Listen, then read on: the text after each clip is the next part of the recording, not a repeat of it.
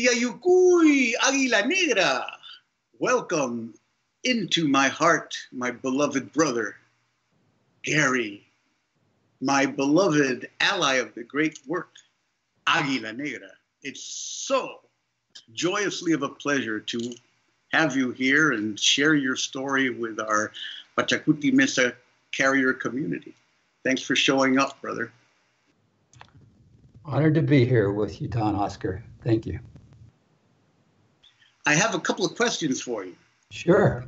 So you may illumine the listening audience with your journey as a camasquero, as a teacher that is sanctioned by the lineage of the Pachacuti Mesa.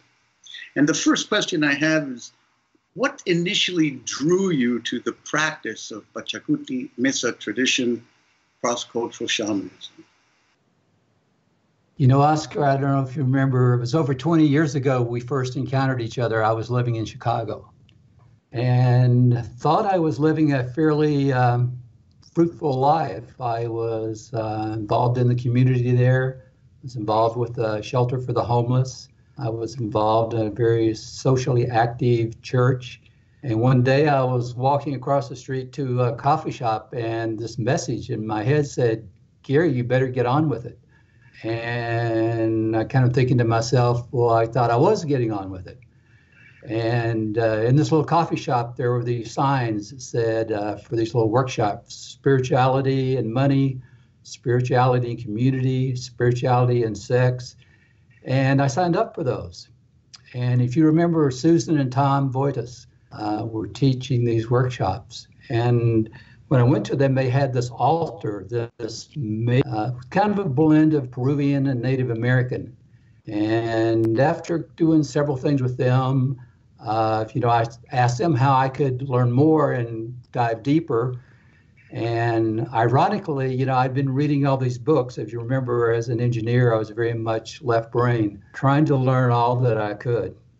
And I reached out, funny enough, to the Four Winds. And after several months of no contact and repeated contacts and attempts, I said something to them about, it's just not working out. And they said, that means you're not supposed to study with Four Winds. Come study with us. We're going to study with Oscar Miro-Quesada.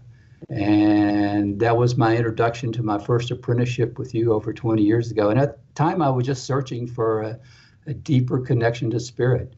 And, found that through that initial contact, that initial workshop. And here we are 20 years plus later, still having that connection, for which I am deeply, deeply, deeply grateful. I bow in gratitude for the great originating mystery that orchestrated your finding your way into our lives, brother. Thank you so much for showing up, as we say. I also hear you saying that it was your ability to tune in to the messages of spirit world around you that really was the motivating factor that led you to find your sacred shamanic community, which is the Pachacuti Mesa tradition family. And you've always been an extraordinary perceiver of those little synchronicities, those little connections, the weaving of a tapestry that provides meaning and directs your life. So again, thank you for tuning in, like a good shamanic maestro is capable of doing. Thank you. I have another question for you. Sure. For you to speak your story. And the question is, in what significant manner has your life changed, transformed, evolved as a result of being a sanctioned Pachacuti Mesa tradition teacher? I think in many ways, in sharing the work with the apprentices, you really deepen an understanding. Our learning comes in layers, our experience comes in layers. And the more time, the more sharing of this work that I have done, I've found, I've been able to dive deeper and deeper and deeper with a very, very strong connection to the lineage, the teachings, and my personal experience and understanding of the work. And beyond that, it's brought great joy and an ability to have an expression of my purpose in life, to watch and observe the apprentices as they go through each of the workshops and begin to dive deeper and explore their individual spiritual paths and form their connection to this tradition and just their expansion of their own spiritual expression on the planet and forming their deep connection to our beloved Pachamama in this work. And then it's allowed, expansion of community of like-minded people, as we share ceremony at different times of the year in different ways. And then also, the satisfaction and knowing that this tradition, which is a lineage tradition, is going to continue on in the future as it's shared with many people, and especially as the younger generations show up. And most of the people that are showing up now to the workshops are much earlier in their lives than when I showed up. So there seems to be this awakening on the planet much earlier in people's life experiences. And that's just a joy to see.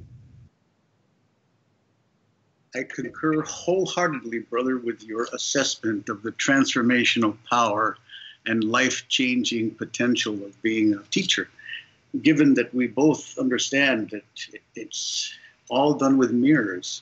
So your students are the most pristine reflection of your own service potential and beyond. And as you mentioned, it is really in the interaction, in the relationship with the apprentices that are under your care, that the true teaching grows, evolves, and shape-shifts in a manner that becomes much more relevant for the rapidly changing outer world that we face at this time. And as I see you as the embodiment of right action, born of compassionate spiritual wisdom, unites. And I hear that in your message and teaching, brother. Thank you so much for being who you are and selflessly being available as a transmitter of this lineage. I love you deeply. And I love you, Don Oscar. Thank you.